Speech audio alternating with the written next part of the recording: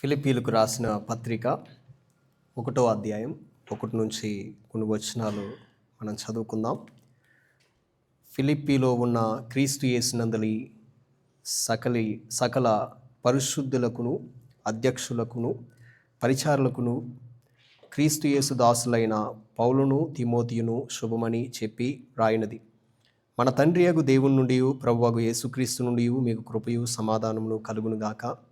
మొదటి దినము నుండి ఇది వరకు సువార్త విషయంలో మీరు నాతో పాలువారై ఉండుట చూచి మీలో ఈ సత్క్రియ ఆరంభించిన వాడు యేసుక్రీస్తు దినం వరకు దాన్ని కొనసాగించునని రూఢిగా నమ్ముచున్నాను. గనుక మీ అందరి నిమిత్తము నేను చేయు ప్రతి ప్రార్థనలో ఎల్లప్పుడూ సంతోషంతో ప్రార్థన చేయుచు నేను మిమ్మల్ని జ్ఞాపకం చేసుకున్నప్పుడెల్లను నా దేవునికి కృతజ్ఞతాస్థుతులు చెల్లించుచున్నాను.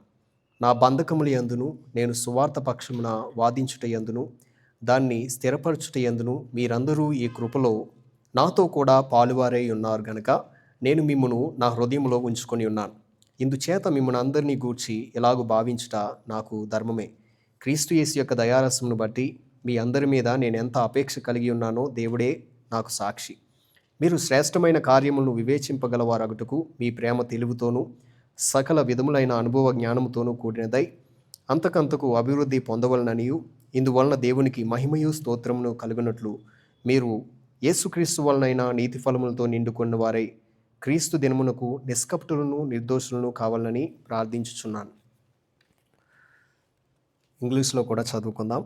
Paul and Timotheus, the servants of Jesus Christ, to all the saints in Christ Jesus which are at Philippi, with the bishops and deacons, grace be unto you and peace from God our Father and from the Lord Jesus Christ. I thank my God upon every remembrance of you, always in every prayer of mine for you all, making request with joy for your fellowship in the gospel from the first day until now, being confident of this very thing, that he which hath begun a good work in you will perform it until the day of Jesus Christ, even as it is meet for me to think this of you all, because I have you in my heart, inasmuch as both in my bonds and in the defense and confirmation of the gospel, ye all are partakers of my grace. For God is my record, how greatly I long after you all in the bowels of Jesus Christ. And this I pray, that your love may abound yet more and more in knowledge and in all judgment, that ye may approve things that are excellent, that ye may be sincere and without offense till the day of Christ, being filled with the fruits of righteousness which are by Jesus Christ, unto the glory and praise of God.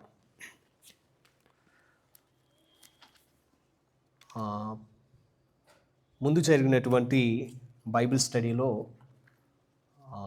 Pastor గారు రోమీలకు రాసిన పత్రిక గురించి, రోమీలకు రాసినటువంటి పత్రిక మొదటి అధ్యాయంలో ఇవ్వబడినటువంటి కొన్ని వచనాలు గురించి మాట్లాడుతూ సువార్త యొక్క విశిష్టత గురించి, అదేవిధంగా అపోస్తులైన పౌలు ఎవరి చేత ఈ సువార్తని ప్రకటించడానికి నియమించబడ్డాడు, ఎవరి చేత ప్రత్యేకించబడ్డాడు, అసలు సువార్త యొక్క విశిష్టత ఏంటి, సువార్త ఒక వ్యక్తికి వినిపించబడినప్పుడు అసలు ఏం జరుగుతుంది అనే విషయాలు చాలా చాలా వివరంగా తెలియజేయడం జరిగింది. అంటే అది రోమీలకు రాసిన పత్రిక గురించి మనం ధ్యానించుకుంటూ ఉన్నాం. అయితే నేను చేసేటువంటి ఈ బైబిల్ స్టడీలో మనము ఫిలిప్పీలకు రాసిన పత్రిక గురించి మనము ధ్యానించుకుంటూ ఉన్నాం. మొదటి బైబిల్ స్టడీలో ఫిలిప్పీలకు రాసిన పత్రిక యొక్క నేపథ్యం గురించి మనం తెలుసుకున్నాం.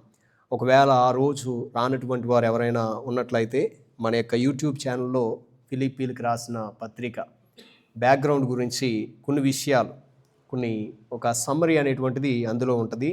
తప్పనిసరిగా పత్రిక యొక్క నేపథ్యాన్ని మనం తెలుసుకోవాలి. పత్రిక గురించి అర్థం చేసుకోవాలంటే, దాని యొక్క కాంటెక్స్ట్ గురించి అర్థం చేసుకోవాలంటే. అయితే ఈరోజు 1వ అధ్యాయం 1 నుంచి 11 వచనాలు మనము ధ్యానించుకుంటూ ఉన్నాము. అయితే ఇవన్నీ కూడా మనము ముగించగలము ఈరోజే అని చెప్పలేం, కానీ ఎంతవరకు మనం ముగించగలమో అంతవరకు మనం స్టడీ చేద్దాం. అయితే మీ అందరినీ కూడా అభినందించాలి. ఎందుకంటే దేవుని యొక్క వాక్యాన్ని నేర్చుకోవడానికి ఇంటి దగ్గర కూడా చాలా సమయాన్ని గడిపి మరి ఎన్నో విషయాలు ధ్యానించి మీరు రాసుకుని వస్తూ ఉన్నందుకు, దేవుని వాక్యం పట్ల మీరు కలిగి ఉన్నటువంటి శ్రద్ధను బట్టి మీకు అందరికీ కూడా ప్రభువైన యేసయ్య నామములో వందనాలు తెలియజేస్తూ ఉన్నాం. అయితే ఈరోజు కొన్ని ప్రశ్నలు మనము డీల్ చేయబోతూ ఉన్నాం. అందులో మొట్టమొదటి ప్రశ్న మీ అందరికీ తెలుసు. స్క్రీన్ పైన కూడా ప్రశ్న ఉంటుంది. సువార్త పక్షమున ఉండుట అంటే ఏమిటి? అపోస్తులైన పౌలు ఎటువంటి పరిస్థితుల్లో సువార్త పక్షమున ఉండెను? ఈ 11 వచనాల్లో ఈ ప్రశ్నను గూర్చినటువంటి సమాధానము మనకి కనబడుతుంది. సువార్త పక్షమున ఉండుట అంటే ఏమిటి? అపోస్తులైన పౌలు ఎటువంటి పరిస్థితుల్లో సువార్త పక్షమున ఉండెను?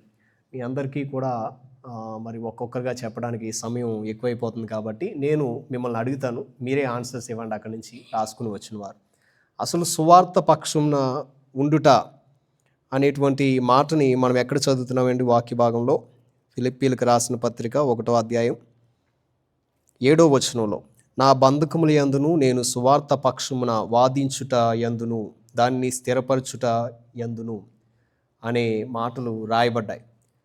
అసలు సువార్త పక్షమున ఉండుట, పక్షమున అంటే మనకి చాలాసార్లు అర్థమయ్యేటువంటి విషయం ఏంటంటే నా పక్షమున నుండువారు ఎవరు అని మనం మాట్లాడతాం. నా పక్షమున వెళ్ళువారు ఎవరు?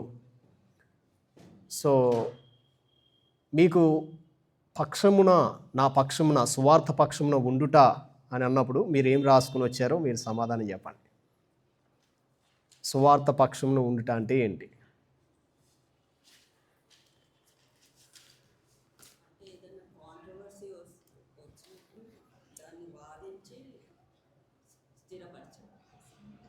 ఏదైనా కాంట్రవర్సీ వచ్చినప్పుడు దాన్ని వాదించి స్థిరపరచడం. ఓకే, థ్యాంక్ యూ అమ్మగారు. ఇటువైపు సువార్త పక్షమున ఉండుట అంటే ఏమిటి? ఏంటి సార్? అన్యజనులకు సువార్త చెప్పడం. ఓకే, అన్యజనులకు సువార్త చెప్పడం అంటే సువార్త పక్షం నిలిచి అన్యజనులకు సువార్త చెప్పడం. ఇంకా బీయింగ్ ఏ గుడ్ విట్నెస్ అంటే సాక్షిగా నిలబడ్డం. అంటే ఒక పక్కన సువార్త ఉంది, సువార్త కోసం సాక్షిగా నిలబడ్డం. గుడ్ విట్నెస్, మంచి సాక్షిగా నిలబడ్డం. Not dead witness, good witness, living witness. చెప్పండి అమ్మా. ఇంకా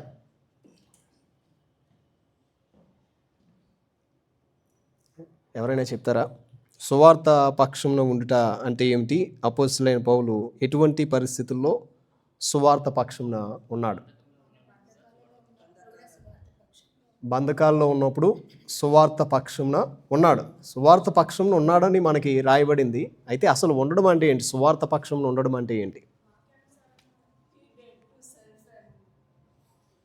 చెప్పండి అమ్మా. వాక్యానుసారంగా జీవించడం, సువార్త ప్రకారంగా జీవించడం. Not giving up. ఓకే, ఎన్ని ఆటంకాలు వచ్చినా కానీ సువార్త పక్షాన్నే నిలబడాలి. మరి సువార్త కనిపిస్తుందా అసలు? మనుషులు మనకి కంటికి కనిపిస్తారు. నీవు నా పక్షం నిలబడు, నేను నీ పక్షాన్ని నిలబడతామంటాం. మరి సువార్త కంటికి కనిపిస్తుంది అంటారా పక్షాన్ని నిలబడడానికి? చాలాసార్లు సువార్త అనగానే మనకు గుర్తొచ్చేది ఏంటంటే ట్రాక్స్ గుర్తొస్తాయి. అవునా? హ్యాండ్ బిల్స్, ట్రాక్స్ పంచడం, అది ఒక పిక్చర్ వస్తుంది మనకు సువార్త అంటే. సువార్త అనగానే సువార్త మీటింగులు, సువార్త సభలు గుర్తొస్తాయి. ఇంకేం గుర్తొస్తాయి సువార్త అనగానే? లాస్ట్ వీక్లో కూడా సువార్త యొక్క విశిష్టత గురించి మాట్లాడారు. అసలు సువార్త అంటే ఏంటి? యేసుక్రీస్తు సువార్తని, దేవుని సువార్తని, దేవుని శక్తి ఉందని, దేవుని నీతి ఉందని, ఈ విషయాలు కూడా లాస్ట్ వీక్లో వచ్చాయి. సో ఈ సువార్త అంటే ఏంటో మనకు తెలిస్తేనే కానీ సువార్త పక్షాన్ని మనం నిలబడలేం. ఫస్ట్ ఆఫ్ ఆల్ సువార్త అంటే ఏంటో మనకి తెలియాలి. అయితే అది ఏ విధంగా తెలియాలి అనేది అపోస్తలుడైన పౌలు యొక్క జీవితం నుంచి మనం తప్పనిసరిగా నేర్చుకోవాలి. అసలు సువార్త అనేటువంటిది అది లైవ్లీ అయితే, అంటే సువార్త అనేటువంటిది జీవం కలిగింది అయితే తప్పనిసరిగా జీవము కలిగినటువంటి దానికోసం నిలబడాలి. సో అది ఎలా నిలబడాలి? అపోస్తలుడైన పౌలు ఎటువంటి పరిస్థితుల్లో సువార్త పక్షాన ఉన్నాడు అంటే, మీలో చాలామంది సమాధానం చెప్పారు, బంధకాల్లో ఉన్నప్పుడు సువార్త పక్షాన నిలబడ్డాడు. ఇంకెప్పుడు నిలబడ్డాడు సువార్త పక్షాన?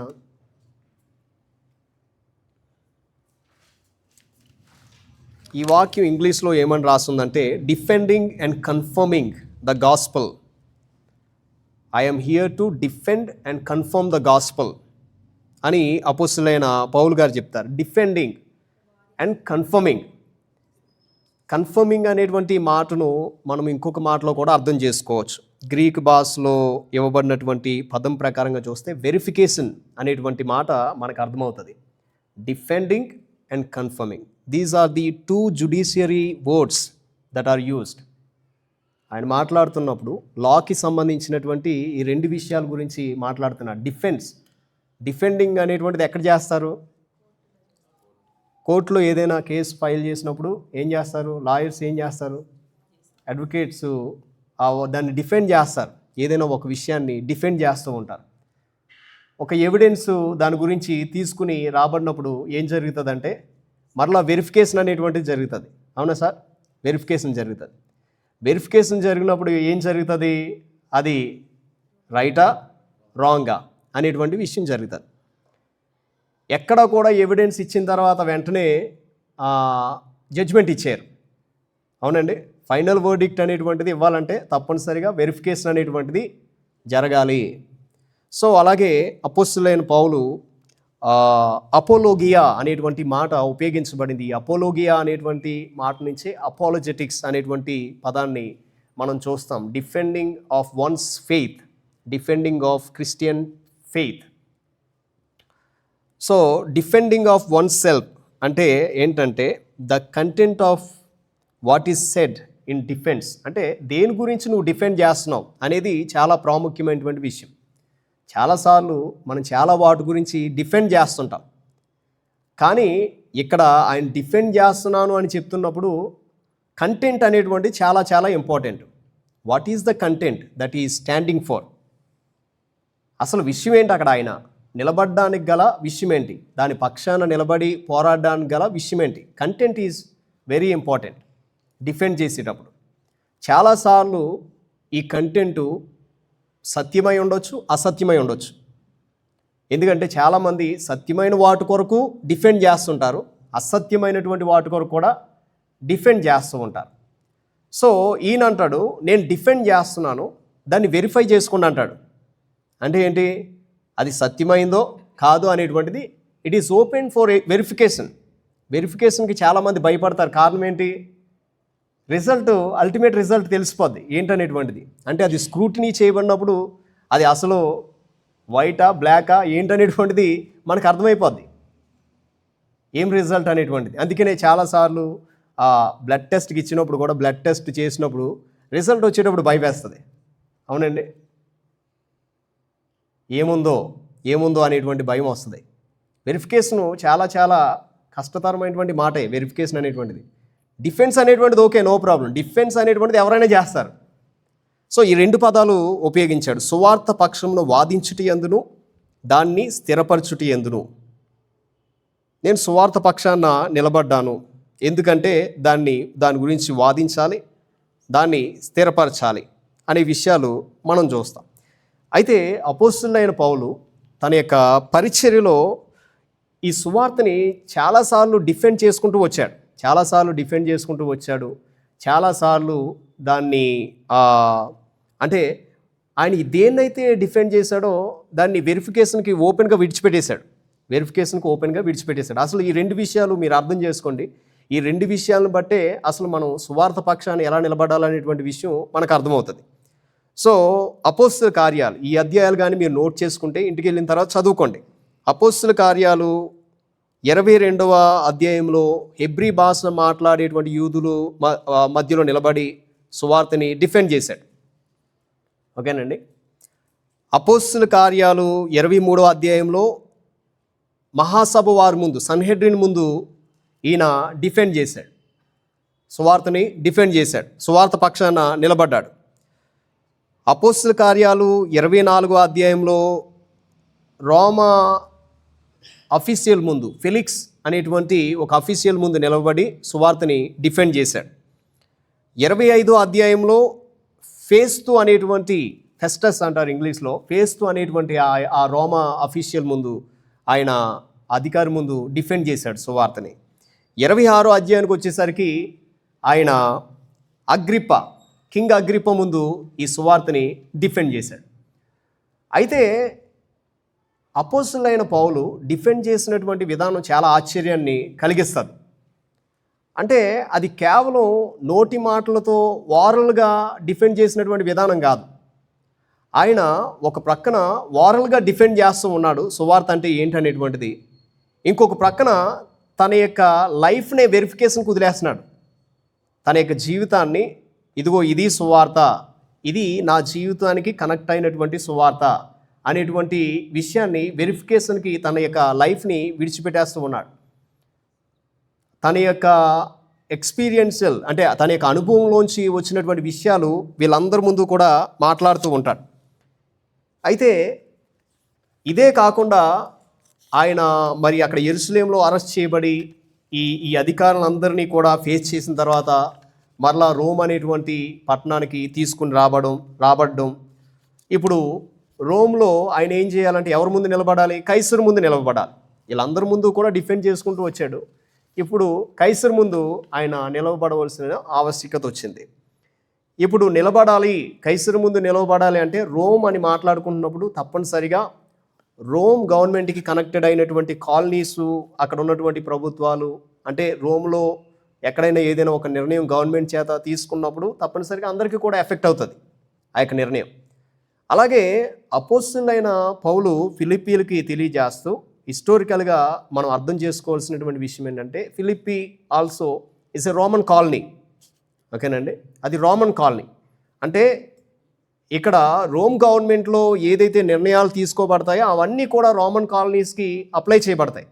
రోమన్ సిటిజన్స్కి అందరికీ కూడా ఈ యొక్క విషయాలు అప్లై చేయబడతాయి. అయితే పౌలు గారు ఇక్కడ రోమన్ సిటిజన్షిప్ గురించి కూడా మాట్లాడతాడు, తర్వాత విశ్వాసులకు ఉన్నటువంటి హెవెన్లీ సిటిజన్షిప్ గురించి కూడా మాట్లాడతాడు. అంటే ఏంటి?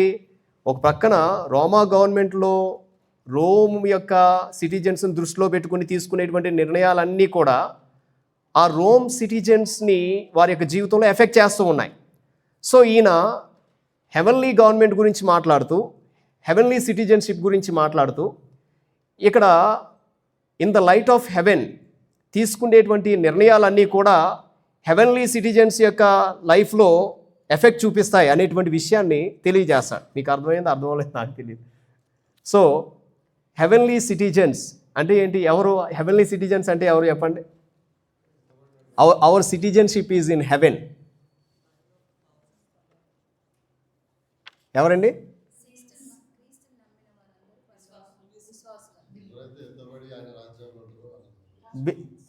ఆయన రాజ్యంలో ఉన్న వాళ్ళు మాత్రమే సిటిజన్సా?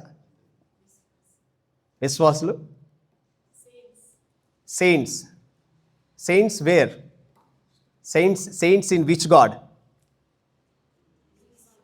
ఏంటండి? నీతిమంతులు,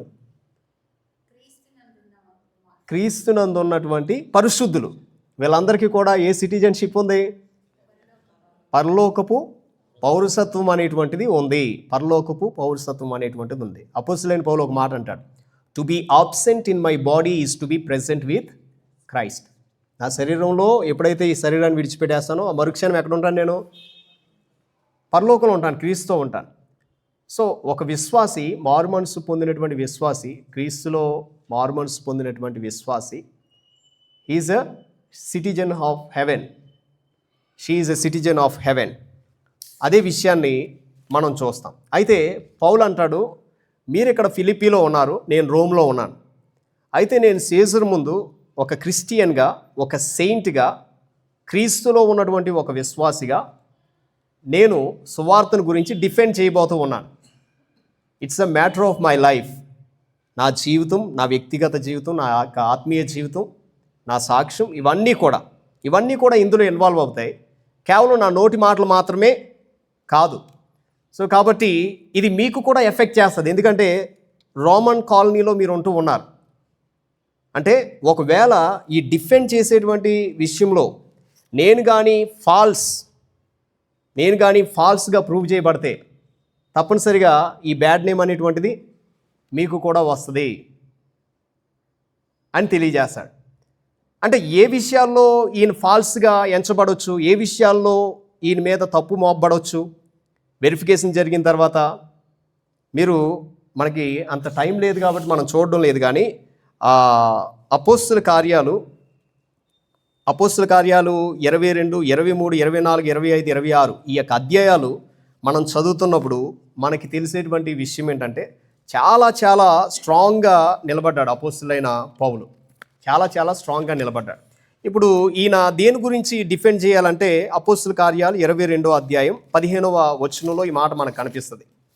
అపోస్తుల కార్యాలు 22వ అధ్యాయం 15వ వచనం, నీవు కన్నవాటిని గూర్చియు విన్నవాటిని గూర్చియు సకల మనుషుల ఎదుట ఆయనకు సాక్షివై యుందువు. సకల మనుషుల ఎదుట ఆయనకు సాక్షివై ఉండు. ఎవరికి సాక్షి అయి ఉండాలి? క్రీస్తుకు సాక్షి అయి ఉండాలి. ఎవరి దగ్గర అంటే సకల మనుషుల ఎడల, not only before the officials, not only before the Roman governors, not only before Caesar. సకల మనుష్యుల ఎడల నువ్వెక్కడికి వెళ్తే అక్కడ, జ్ఞానుల ఎదుట కావచ్చు, మూఢుల ఎదుట కావచ్చు, చదువుకున్న వారి ఎదుట, చదువు లేని వారి ఎదుట, అందరి ఎదుట కూడా నీవు సాక్షివై ఉండాలి. Living witness. ఈ సాక్షి అనేటువంటి పదమే తెలియజేస్తుంది. That means you are going to defend. After the defence ఏమవుతుంది? వెరిఫికేషన్ అనేటువంటిది జరుగుతుంది. ఓపెన్ ఛాలెంజ్ అనేటువంటిది వాళ్ళకి ఇవ్వడం జరిగింది అపోస్తులైన పౌలు. ఈ రోమన్ అధికారుల ముందు నిల్చున్నప్పుడు ఎవరైతే రిలీజియస్ జ్యూస్ ఉన్నారో వాళ్ళు వచ్చి కొన్ని అలిగేషన్స్ చేసినప్పుడు ఇది ఇలా జరిగింది, ఇది ఈ విధంగా జరిగింది, ఒకవేళ కావాలి అంటే వాళ్ళని ప్రూవ్ చేయమనండి అంటాడు. వాళ్ళని ప్రూవ్ చేయమనండి. చాలా ధైర్యంగా చెప్తాడు, వాళ్ళని ప్రూవ్ చేయమనండి. నేను కూడా ప్రూవ్ చేయడానికి సిద్ధంగా ఉన్నాను. నేను ఏ విషయాల గురించి మాట్లాడుతున్నాను, వాళ్ళు ఏ విషయాల గురించి నా మీద నింద మోపడానికి ఇక్కడ ఉన్నారు, అసలు నేను చెప్పేటువంటి సువార్త కానీ నా జీవితం కానీ ఆ విధంగా లేకపోతే యూ కెన్ బ్లేమ్ మీ అంటాడు. మీరు నన్ను నిందించవచ్చు అనే విషయాన్ని తెలియజేస్తాడు. ఇప్పుడు ఈయన దేని గురించి డిఫెండ్ చేయాలి? ఈయన కన్నవాటి గురించి విన్నవాటి గురించి డిఫెండ్ చేయాలి. ఏం చూశాడు, ఏం విన్నాడు? ఈయన ఏం చూశాడు, ఏం విన్నాడు? ఏం చూశాడు ఈయన చెప్పండి? క్రీస్తుని చూశాడు. అంతకుముందు చూశాడా? చూడలేదు. ఎక్కడ చూశాడు క్రీస్తుని? దమస్కు మార్గంలో క్రీస్తుని చూశాడు. ఈయన ఒక్కడే చూశాడు. అవునండి, క్రీస్తుని చూశాడు. అంటే ఒక్కడే చూశాడు కాబట్టి ఇట్స్ ఆల్సో ఎక్స్పీరియన్స్, పర్సనల్ ఎక్స్పీరియన్స్ని తెలియజేస్తుంది. ఈయన చూశాడు, క్రీస్తుని చూశాడు. క్రీస్తుని చూసిన తర్వాత ఈయన చేసిన పని ఏంటంటే క్రీస్తు కొరకు నిలవబడ్డాడు.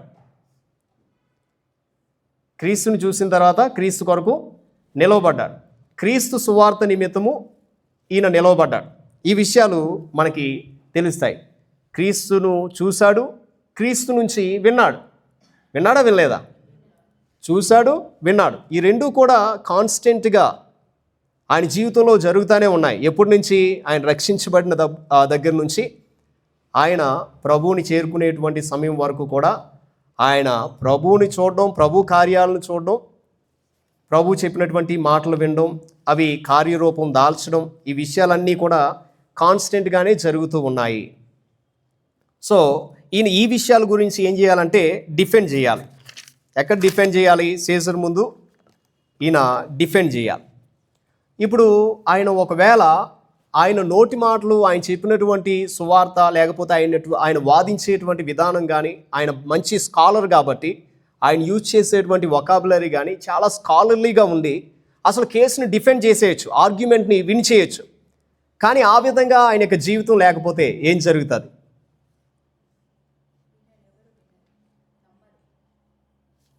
నమ్మరంటారా? నమ్ముతారా? నమ్మరా? ఎందుకు నమ్మరండి? అబద్ధాన్ని నిజమని నిరూపిస్తున్నారా? నిరూపించట్లేదా?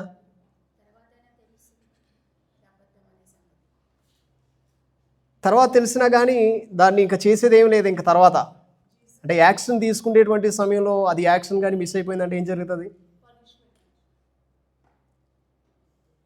ఫర్ ఎగ్జాంపుల్, ఇప్పుడు పౌలు అంత స్కాలర్ కాబట్టి అక్కడ చాలా గట్టిగా వాదించేయచ్చు, అంతా అయిపోయింది. ఇప్పుడు వాళ్ళందరి యొక్క కళ్ళు కప్పేయచ్చు. చివరికి ఆర్గ్యుమెంట్ విన్ అయిపోయాను, సరే నేను సువార్త పక్షాన్ని నిలబడ్డాను అని చెప్పి సాటిస్ఫై అయిపోయి వెళ్ళిపోతే ఆయన సువార్త పక్షాన్ని నిలబడినట్ట. అసలు కోర్ విషయం ఏంటంటే, ఎవరి ముందు నిలబడాలి? సకల మనుషుల ఎదుట ఎవరికి సాక్షి అయి ఉండాలి? క్రీస్తుకు సాక్షి అయి ఉండాలి. అంటే ఆయన మనుషుల ముందు నిలవబడుతున్నప్పుడల్లా ఎవరి ముందు నిలబడుతున్నట్టు? దేవుని కూడా దృష్టిలో పెట్టుకోవాలి. దేవుని ముందు కూడా ఆయన నిలబడుతూ ఉన్నాడు. దేవుని ముందు కూడా ఆయన నిలబడుతూ ఉన్నాడు. ఇక్కడ ఈ ఫ్రేజ్ని మనం ఈ విధంగా అర్థం చేసుకోవచ్చు. ఉదాహరణకి ఆయన ఈ సెయింట్స్ గురించే మాట్లాడుతూ ఉన్నాడు. ఎక్కడున్నటువంటి సెయింట్స్ అంట? పరిశుద్ధులంట. ఫిలిప్పీలో ఉన్న క్రీస్తు యేసునందలి సకల పరిశుద్ధులు అని చెప్తాడు. అంటే ఫిలిప్పీ పట్టణం గురించి మాట్లాడుతున్నాడు. క్రీస్తు యేసునందలి పరిశుద్ధుల గురించి మాట్లాడుతున్నాడు. ఈ పరిశుద్ధులు అనేటువంటి వారు ఎక్కడున్నారు అంటే ఫిలిప్పీలో ఉన్నారు. ఫిలిప్పీలో ఉన్నటువంటి పరిశుద్ధులు ఎక్కడున్నారు? క్రీస్తు యేసులో ఉన్నారు. ఫిలిప్పీలో ఉన్నటువంటి పరిశుద్ధులు ఎక్కడున్నారు? క్రీస్తు యేసులోనే ఉన్నారు.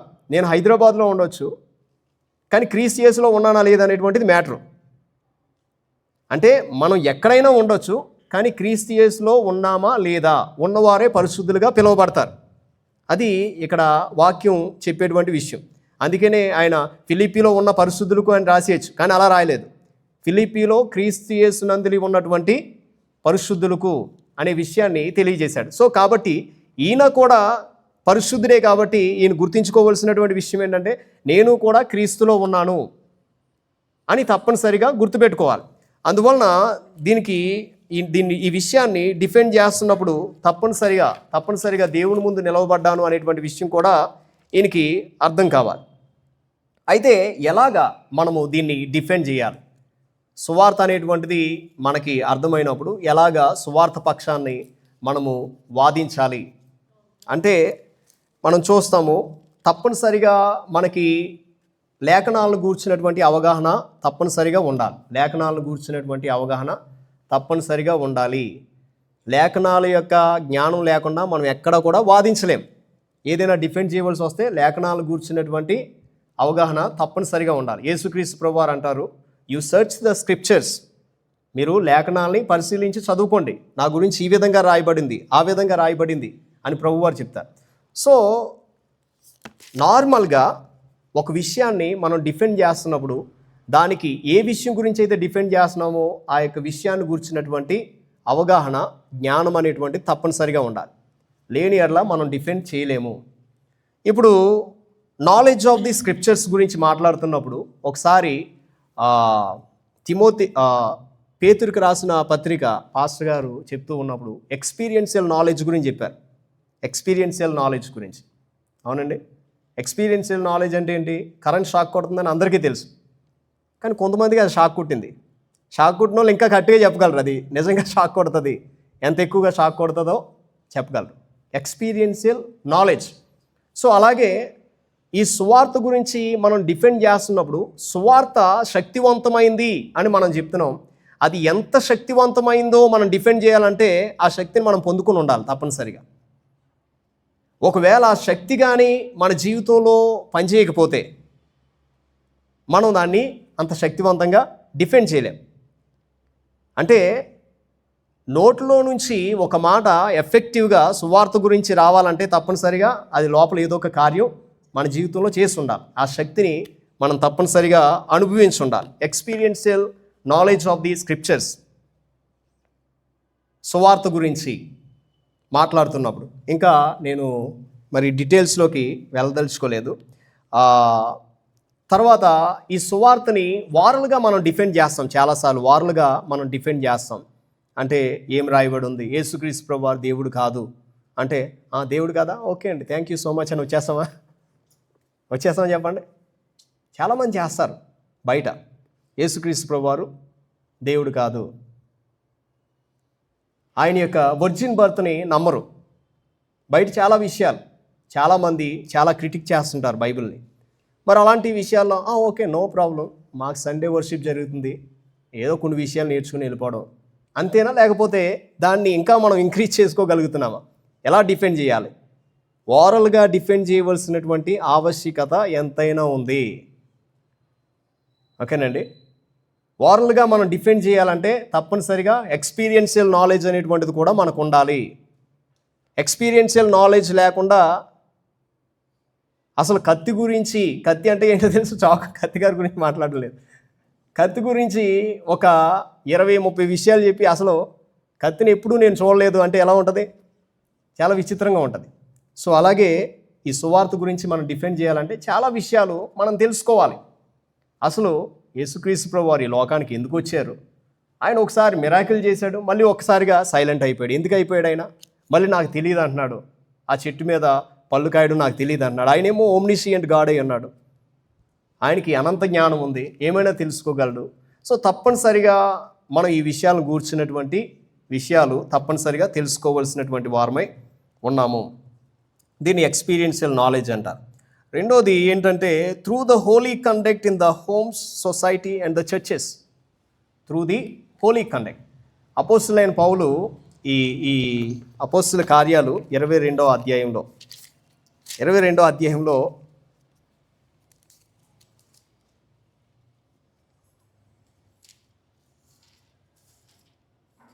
అధ్యాయంలో తెలియజేస్తాడు. 22వ అధ్యాయంలో తెలియజేస్తాడు. తర్వాత ఉన్నటువంటి అధ్యాయంలో కూడా తెలియజేస్తాడు. వాళ్ళు చెప్తాడు, నేను యెరూషలేము మందిరంలోనికి వచ్చాను అంతే, నేను కలహాలేమీ రేపలేదు, ఎక్కడా కూడా నేనేమి గ్యాంగ్నేమి పోగు చేయలేదు. మీరు ఇంటికి వెళ్ళి చదవండి, ఆ విషయాలన్నీ చాలా స్పష్టంగా రాయబడ్డాయి. నేను గ్యాంగ్ను పోగు చేయలేదు, నేను కలహాలు రేపడానికి రాలేదు, నేను వచ్చి నా పని నేను చూసుకుని వెళ్ళిపోతున్నాను అంతే. ఎక్కడైనా రిమార్క్ ఉంటే చూపించండి అని డిఫెండ్ చేస్తాడు. అంటే ఏంటి? దేని గురించి మాట్లాడుతున్నాడు? Is talking about is personal conduct. ఆయన యొక్క పర్సనల్ కండక్ట్ గురించి కూడా మాట్లాడుతున్నాడు. చాలా ఆశ్చర్యం కలిగించేటువంటి విషయం ఏంటంటే ఫేస్త్ అనేటువంటి ఆయన you are beside yourself అన్నాడు. అంత పెద్ద కాంగ్రిగేషన్ ముందు. అంటే నువ్వు వెర్రివాడు వల్లే మాట్లాడుతున్నావు, నీవు ఎక్కువ స్టడీ చేసావు కాబట్టి ఎక్కడో నరాలు కట్ అయిపోయి నీకు అన్నాడు. నీవు పిచ్చోళ్ళ మాట్లాడుతున్నావు అంటే ఆయన అంటాడు, అయ్యా ఘనత వహించిన ఓ ఫేలిక్సా, మీరు అలా మాట్లాడకూడదు అంటాడు. So is talking about is conduct, personal conduct. ఆయన యొక్క లైఫ్ స్టైల్ గురించి మాట్లాడుతుంది. తర్వాత through the acts of faith and obedience.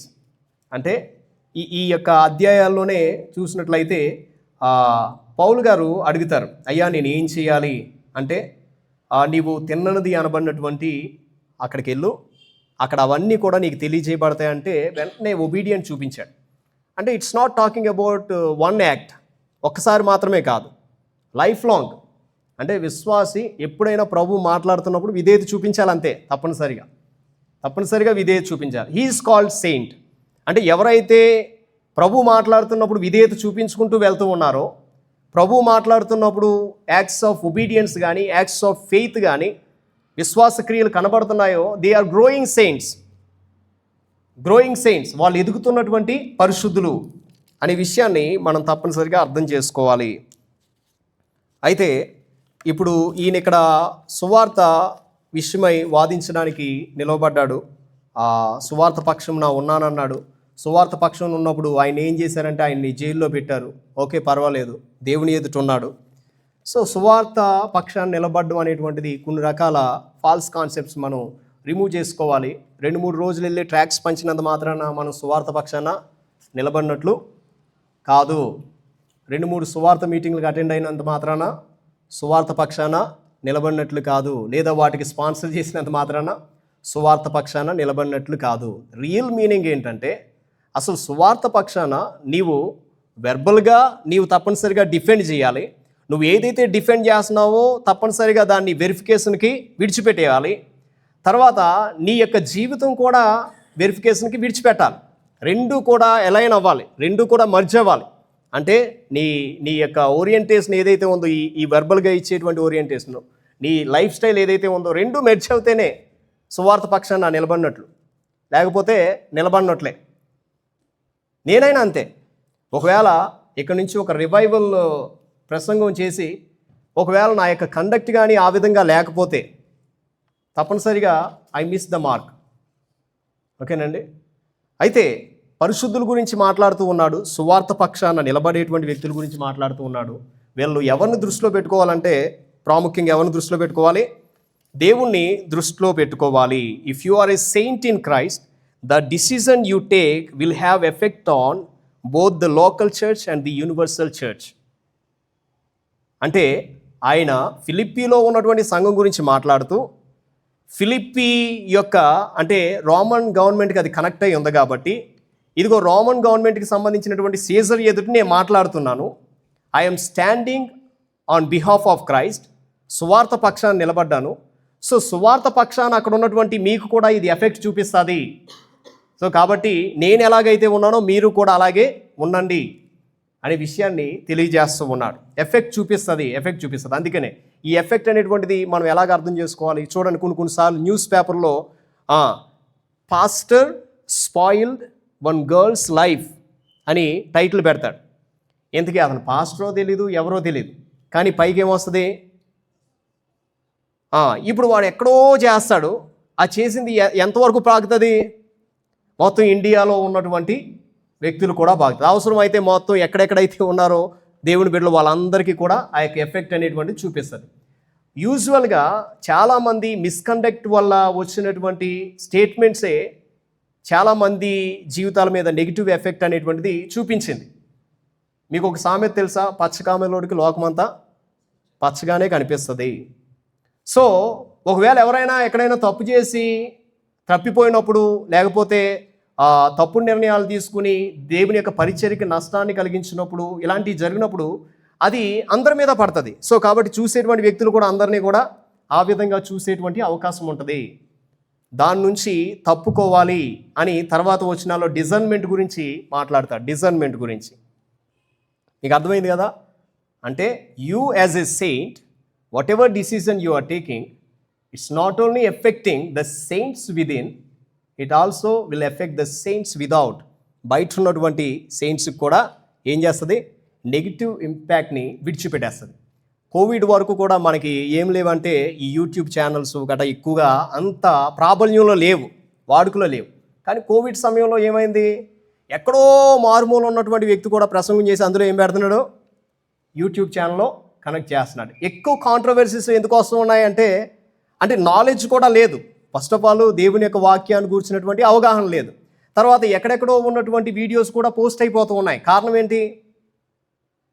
దేవుడు ఎలవ్ చేస్తున్నాడు, వాటన్నిటిని కూడా ఎలవ్ చేస్తున్నాడు. దేవుడు ఎప్పుడు కూడా దాచిపెట్టడు. బైబిల్లో దేవుడు సెయింట్స్ యొక్క మిస్టేక్స్ ఏమైతే ఉన్నాయో దాన్ని కప్పిపుచ్చేయలేదు. దావీదుని చూడండి, ఎంత భయంకరంగా పాపం చేశాడో చూపించాడు దేవుడు. ఎలా చేశాడు? సెయింట్. ఓకేనండి. ఇంకా మోసెస్, లేకపోతే ఇంకా ఎవరైతే పరిశుద్ధులు ఉన్నారో వాళ్ళందరి జీవితాల గురించి మాట్లాడుతూ ఉన్నాడు. దేవుడు ఎప్పుడు కూడా కప్పిపుచ్చడం. ఓకేనండి. దేవుడు విడిచిపెట్టేస్తాడు వెరిఫికేషన్. అందుకని ఆయన రోషం గల దేవుడు అని వాక్యంలో రాయబడింది. రోషం గల దేవుడు. ఆయన అంటాడు, నా వైపు తప్పు ఉందని ఎవరైనా చూపిస్తాడా? ఆ సమాజ మందిరంలో నిలబడి నాలో పాపం ఉందని చూపించగలిగిన వాడు ఎవరైనా ఉన్నారా ఇక్కడ అన్నాడు. ఆయన చూపిస్తారా? ఛాలెంజ్ విసిరాడు. ఎవరైనా వచ్చారా ముందుకి? ఎవరు రాలేదు, అందరూ కూడా పారిపోయారు. ఆ వ్యభిచారంలో పట్టబడినటువంటి స్త్రీ దగ్గర వాళ్ళందరూ కూడా రాళ్ళతో కొట్టడానికి వచ్చారు. మీలో పాపం లేనివాడు ముందు మొదట రాయండి అంటే హృదయాల్లో గుచ్చుకుని, మనస్సాక్షిలో గుచ్చుకుని వాళ్ళు ఏమైపోయారు? వెనక్కి వెళ్ళిపోయినట్లుగా మనం చూస్తాం. సో సువార్త పక్షాన్ని కేవలం వారలుగా మాత్రమే కాదు, ఓకేనండి, మన యొక్క ఎక్స్పీరియన్షియల్ నాలెడ్జ్తో, మన యొక్క ప్రవర్తన ద్వారా మనము నిలవబడాలి. ఎలాంటి పరిస్థితుల్లో నిలవబడ్డాడు అంటే అననుకూలమైనటువంటి పరిస్థితుల్లో అపోస్తలుడైన పౌలు గారు నిలవబడ్డాడు. వాడ పగిలిపోయింది కానీ నిలవబడ్డాడు. చిన్న చెక్క మీదే వెళ్ళిపోతూ ఉన్నాడు, అయినా కానీ నిలవబడ్డాడు. తప్పించుకుని పారిపోయే అవకాశాలు ఎన్నో ఉన్నాయి కానీ నిలవబడ్డాడు.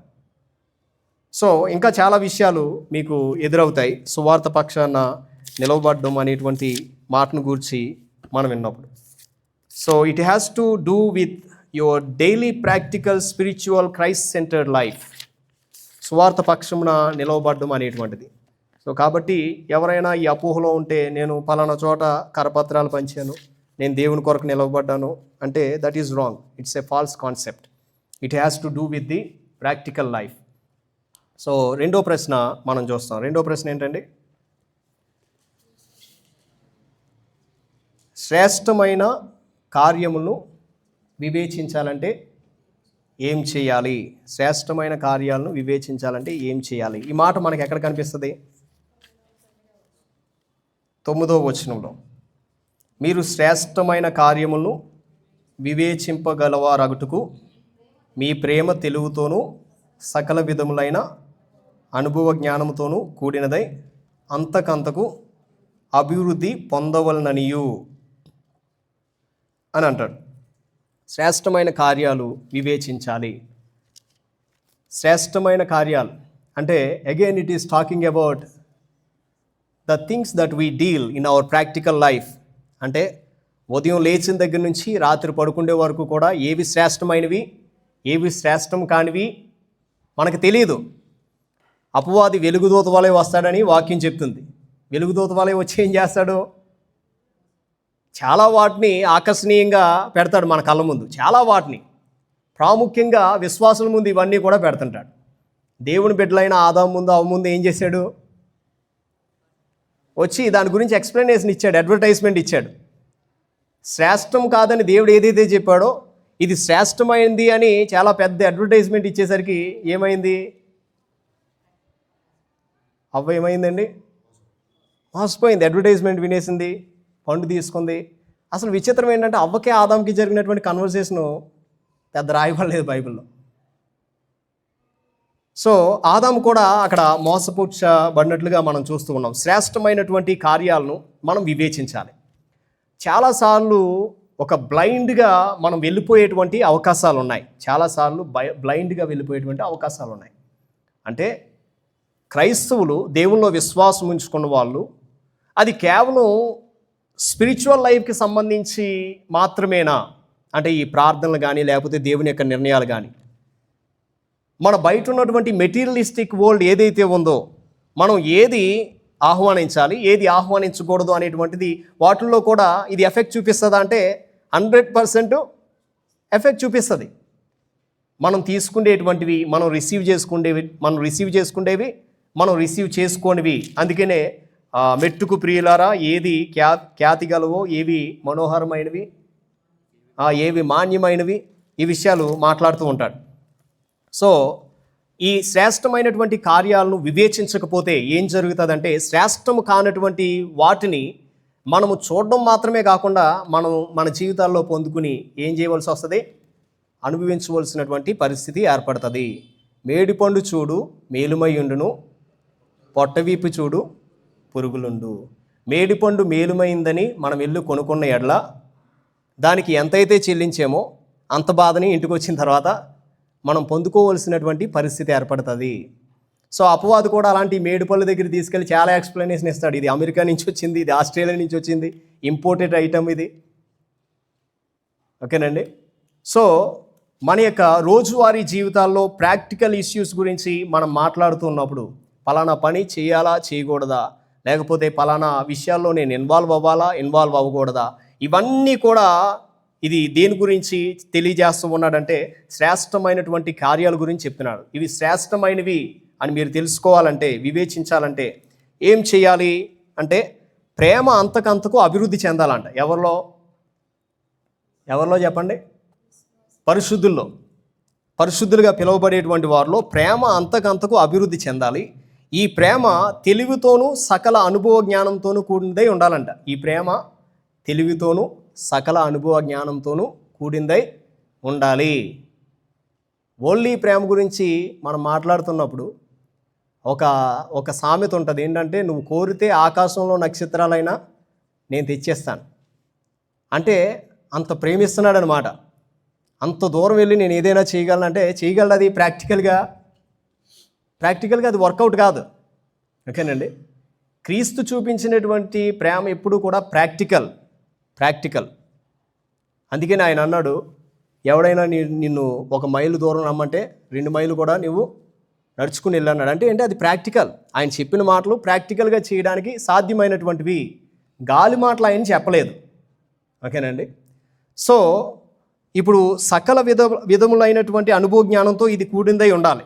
ఈ ప్రేమ ఎప్పుడు జరుగుతుంది అంటే అపోస్తలుడైన పౌలు అంటాడు, ఇంగ్లీష్లో ఒక మంచి మాట తెలియజేస్తాడు.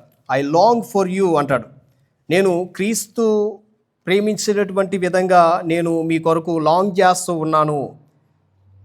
మీరు నా యొక్క హృదయంలో ఉన్నారు. మీ పట్ల ఇంత ఎఫెక్షన్ నేను కలిగి ఉన్నాను. దీనికి ఎవరూ కాదు కానీ క్రీస్తే సాక్షి అంటాడు. చూడండి 8వ వచనంలో, for God is my record how greatly I long after you all in the bowels of Jesus Christ. In the bowels of Jesus Christ. అబ్రహాముతో దేవుడు చెప్తూ ఉన్నప్పుడు అబ్రహాం అంటాడు, అయ్యా నాకు పిల్లలు పుట్టడం లేదు కాబట్టి ఈ ఎలియాజరుని నాకు కుమారునిగా చేయి అంటాడు.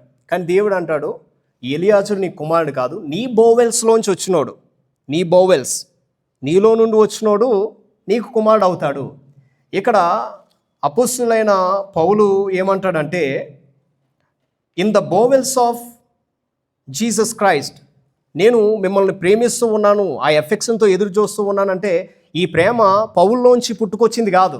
ఈ ప్రేమ ఎక్కడి నుంచి వచ్చిందండి? క్రీస్తు యొక్క ప్రేమ ఈయనలో ప్రవహింపచేయబడింది. మీరు నన్ను మొదట ప్రేమించలేదు, నేనే మిమ్మల్ని మొదట ప్రేమించానంటాడు. క్రీస్తు మనల్ని మొదట ప్రేమించాడు. For God so loved the world.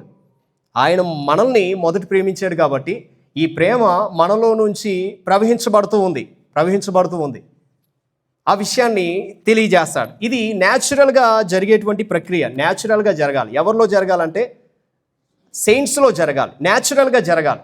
మరి ఇందులో ఇక్కడ కూర్చున్న వాళ్ళలో మరి అలాంటి అనుభవం ఉందో లేదో నాకు తెలియదు. అంటే ఆటోమేటిక్గా నువ్వు ఇంటి దగ్గర ఉన్నప్పుడు కూడా న్యాచురల్గా ఇది జరుగుతుంది. ఎలాంటివి చోటు చేసుకుంటాయంటే, చూడండి సైన్స్లో మనం law of cause and effect గురించి మనం మాట్లాడతాం. The law of cause and effect అంటే ఒకవేళ ఏదైనా ఇలాగా ఒక కాజ్ చేశానంటే తప్పనిసరిగా దీని ఎఫెక్ట్ దీని మీద పడుతుంది. ఇక్కడ ఏ ఉంది, ఇక్కడ బి ఉంది. ఇక్కడ నుంచి ఒకటి విసిరివేశానంటే ఇక్కడికి తప్పనిసరిగా ఇక్కడికి వచ్చి ఎఫెక్ట్ మనకి పడుతుంది. ఇక్కడి నుంచి ఒక బాల్ ఇక్కడి నుంచి అక్కడికి విసిరాను అనుకోండి, ఇలా విసిరేటువంటి వేగంలో ఆయన తక్కువ డిస్టెన్స్లో ఉంటే వేగం ఎక్కువగా వెళ్తుంది, దూరం వెళ్ళిపోతూ ఉంటే వేగం అనేటువంటిది తగ్గుతూ ఉంటుంది, వెలాసిటీ అనేటువంటిది తగ్గిపోతూ ఉంటుంది. ఓకేనండి. సో దేవుడు అంటాడు, నేను మీలో ఎవరికి దూరంగా ఉండువాను కాదు అంటాడు. దేవుడు మనల్ని ఎంత ఎక్కువగా ప్రేమించాలో అందులో ఎటువంటి ఇంచు కూడా తీయకుండా మనల్ని అంతే ఎక్కువగా ప్రేమిస్తూ ఉన్నాడు. ఆ ప్రేమ వాస్తవానికి మనలో నుంచి బయటికి రావాలి. కానీ ఆ యొక్క ఎఫెక్ట్ అనేటువంటిది మనలో చాలా చాలా స్లోగా చోటు చేసుకుంటూ ఉంది. ఇప్పుడు ఇక్కడి నుంచి ఒక బంతిని విసిరినప్పుడు ఒకవేళ బాల్కనీ అవతలకి వెళ్ళి నుంచుంటే వేగం అనేటువంటి తగ్గిపోద్ది, అంటే రీచ్ అయ్యేటువంటి టైం అనేటువంటి తగ్గుతుంది. తద్వారా ఆ యొక్క ఎఫెక్ట్ ద్వారా వచ్చేటువంటి రిజల్ట్ ఏదైతే ఉందో అది కూడా లేట్ అయిపోద్ది. సో అలాగే మన యొక్క జీవితాలు అంటే ఆయనకి దగ్గరగా లేకపోతే ఆ ప్రేమ యొక్క ఎఫెక్ట్ మన జీవితంలో చాలా చాలా స్లోగా ఎఫెక్ట్ చూపిస్తుంది. అది మన జీవితంలో ఎఫెక్ట్ చూపించడానికి ఎంత టైం పడుతుంది, అది మరలా ఇతరుల్లో ఎఫెక్ట్ చూపించడానికి ఎంత టైం పడుతుంది అనేది చాలా జాగ్రత్తగా ఆలోచించవలసినటువంటి విషయం. సో అందుకని ఆయన ఏమంటాడంటే, మీరు ప్రేమలో ఏమవ్వాలి, అంతకంతకు పెరగాలి. ఇంకా కొంచెంగానే ఉన్నారు, ఇంకా అంతకంతకు పెరగాలి. వాళ్ళు ప్రౌడ్గా మాట్లాడడానికి లేదు. మీరు సువార్త పని స్టార్ట్ చేసిన దగ్గర నుంచి మేమే మీకు ఫైనాన్షియల్గా సపోర్ట్ చేశాము, మేమే అన్ని విధాలుగా మిమ్మల్ని ఆదుకున్నాము అని పౌలు గారితో చెప్పడానికి లేదు. సో ఆయన ఏమంటాడంటే, ఇదంతా బాగానే ఉంది కానీ ఇంకా మీ ప్రేమ ఏమవ్వాలి, it should abound more and more అంటాడు. ఇంకా అంతకంతకు అది పెరుగుతూ ఉండాలి అనే విషయాన్ని తెలియజేస్తాడు. సో ఎప్పుడైతే దేవుని యొక్క ప్రేమ ఉన్నదన్నట్లుగా మనం అనుభవించగలుగుతున్నామో రిజల్ట్ ఏంటంటే అదే ప్రేమ మనలో నుంచి బయటికి వెళ్ళిపోతుంది. ఈ ప్రేమ ఏ విషయాల్లో ఆయన తెలియజేస్తూ ఉన్నాడంటే, ఆయన అంటాడు, I call you in to my remembrance అంటాడు. అంటే మిమ్మల్ని నేను నా యొక్క మైండ్లో ఉంచుకున్నాను అంటాడు. అంటే you are there in my mind అంటాడు. ఫిలిప్పీ సంఘం స్టార్ట్ చేసి అప్పటికే చాలా సంవత్సరాలు అయిపోయింది. అయినా కానీ ఈయన అంటాడు, మిమ్మల్ని అందరినీ కూడా నా యొక్క మైండ్లో గుర్తుపెట్టుకున్నాను, మీ ఫేసెస్ నాకు కనబడుతూ ఉన్నాయి. ఈ మాట ఎవరు చెప్తారు? దేవుడు చెప్తాడు, నా అరిచేతుల్లోనే మిమ్మల్ని నేను చెక్కుకొని ఉన్నాను అంటాడు. Your form is not erased from before me అంటాడు. అంటే నీ యొక్క రూపం అనేటువంటిది నా ముందు చెరిగిపోలేదు, నిన్ను చూస్తూ ఉన్నాను నేను అనే విషయాన్ని తెలియజేస్తాడు. సో ఎగ్జాక్ట్లీ అదే అమౌంట్తో ఆ యొక్క ప్రేమతో నింపబడినప్పుడు రిఫ్లెక్షన్ ఏమవుతుందంటే అదే రిఫ్లెక్షన్ అవుతుంది. అంటే ఏంటంటే గుర్తొస్తూ ఉంటారు. ఎవరు గుర్తొస్తారంటే పరిశుద్ధుల గురించి మాట్లాడుతూ ఉన్నాడు. ఆ పరిశుద్ధులు చేసినటువంటి పనులు కానీ, ఆ పరిశుద్ధులతో కలిగి ఉన్నటువంటి సహవాసం కానీ, is calling in to his remembrance, ఆయన జ్ఞాపకంలోనికి తెచ్చుకుని, ఇదిగో మాటికి మీరు గుర్తొస్తున్నారు తెలుసా అంటాడు. మీరు మాటికి నాకు గుర్తొస్తున్నారు. చాలా సంవత్సరాలు అయిపోయింది, వాళ్ళు ఎక్కడో దూరంలో ఉన్నారు. వాళ్ళు కూడా ఏం చేశారంటే ఈయన గుర్తుపెట్టుకుని ఈయన కొరకు ఏదో సహాయాన్ని పంపించారు. సో దట్ ఈస్ వాట్ అంటే లవ్, ప్రేమకి, దేవుని యొక్క ప్రేమకి కలిగి ఉన్నటువంటి లక్షణం అదొకటి. ఇంకొకటి ఏమంటాడంటే నేను మిమ్మల్ని నా యొక్క హృదయంలో మోస్తున్నాను అంటాడు. I hold you in my heart. నా యొక్క హృదయంలో నేను మిమ్మల్ని మోస్తూ ఉన్నాను. You are there in my heart అంటాడు. నా యొక్క హృదయంలో. మనం ఎవరిని పెట్టుకుంటాం హృదయంలో? అయితే మనల్ని ప్రేమించే వాళ్ళని పెట్టుకుంటాం, లేకపోతే మనం పగబెట్టిన వాళ్ళని పెట్టుకుంటాం. ఇద్దరిని అవునేనండి. మనం పగబెట్టిన వాళ్ళని సంవత్సరాల తరబడి మనం మోస్తూనే ఉంటాం. ఒక స్త్రీ 9 మాసాలు మోసినట్లుగా మనం ఎన్ని సంవత్సరాలైనా మోయచ్చు. There is a possibility. మనం ప్రేమించే వారిని కూడా మనం మనసులో పెట్టుకుని మనం మోస్తూ ఉంటాం, వాళ్ళని కూడా మోస్తూ ఉంటాం. సో అది బయటికి చెప్పకపోవచ్చు, కానీ ఆ రిఫ్లెక్షన్ అనేటువంటిది it is a mutual reflection. అంటే ఒక రాయి రాపాడించినప్పుడు ఎప్పుడైతే నిప్పురవ్వలు పుడతాయో, అలాగే ఈ ప్రేమ అనేటువంటిది ఎలా తెలియాలంటే ఆ పరిశుద్ధులు వాళ్ళు ఎంత దూరంలో ఉన్నా కానీ ఆ యొక్క ఎఫెక్షన్ అనేటువంటిది అర్థమవ్వాలి. పౌలు గారు ఫిలిప్పీలో ఉన్నారు, వీళ్ళేమో ఎక్కడున్నారు? పౌలు గారు రోమ్లో ఉన్నారు, వీళ్ళేమో ఎక్కడున్నారు? ఫిలిప్లో ఉన్నారు. కానీ ఆ ఎఫెక్షన్ అనేటువంటిది మాటికి రిఫ్లెక్ట్ అయిపోతుంది వాళ్ళ మధ్య, ఆ ప్రేమ అనేటువంటిది.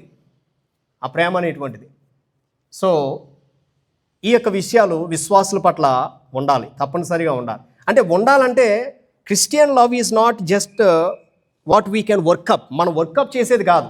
ఉదాహరణకి ఎక్కడి నుంచో దూరంగా వచ్చేటువంటి వ్యక్తిని చూసి okay I M deciding today to love you అనేది కాదు. న్యాచురల్గా ఏమవ్వాలండి? మీరు ఎవరికైనా రక్తదానం చేయడానికి వెళ్ళినప్పుడు, నీడులు కూర్చున్నప్పుడు న్యాచురల్గా ఏం రావాలి? రక్తం రావాలి. మీకు నచ్చను ఆ పక్కన ఉన్నారనుకోండి, వాటర్ వస్తుందా? రాదు, రక్తమే రావాలి. సో మన యొక్క అంటే విశ్వాసుల యొక్క పరిశుద్ధుల యొక్క ప్రేమ గురించి చెప్పినప్పుడు, నువ్వు ఎక్కడున్నా, హైదరాబాద్లో ఉంటున్నా, అమెరికాలో ఉంటున్నా, నువ్వు విశ్వాసువి, పరిశుద్ధుల్లో ఎదగబడుతున్నటువంటి ఒక వ్యక్తివి అనబడినప్పుడు the love has to be reflected. అది ఎక్కడి నుంచి వస్తుందంటే ఫస్ట్ ఆయన దగ్గర నుంచి వచ్చినటువంటి ప్రేమ నువ్వు అనుభవిస్తే, ఆ ఎఫెక్ట్ నీ మీద పడితే, ఆ బంతి ఇలా తూలుకుని వెళ్ళినట్లుగా ఆ ప్రేమ మళ్ళీ వెళ్ళి ఇంకొకరి మీద పడుతుంది అనమాట. ఆ విధంగా నీ చుట్టూ ఎంతమంది ఉన్నారో అంతమంది మీద పడుతూ ఉంటుంది. ఇది చాలాసార్లు జరుగుతుంటుంది. కొంతమందికి ఈ యొక్క విషయాలు అర్థమవుతాయి. ఏంటంటే ఊరికి ఇంటి దగ్గర కూర్చున్నప్పుడు, అయ్యో ఆ వ్యక్తిని నేను గుర్తు చేసుకుంటూ ఉన్నాను, లేకపోతే ఈ వ్యక్తిని నేను గుర్తు చేసుకుంటూ ఉన్నాను అంటే ఊరికనే గుర్తొస్తారు. కారణం ఏంటంటే it is the affection of the lord Jesus Christ. మూడోది ఏంటంటే వాళ్ళ గురించి ప్రార్థన చేయాలి. కేవలం విడిచిపెట్టేయడం మాత్రమే కాదు, మనం మోకరించినప్పుడల్లా వాళ్ళు గుర్తొస్తారంట. వారు గుర్తొస్తారు. వాళ్ళ గురించి మనం ఏం చేయాలి? ప్రార్థన చేయాలి. వాళ్ళ ప్రేయర్ రిక్వెస్ట్లు ఇవ్వాల్సిన అవసరం లేదు మనకి.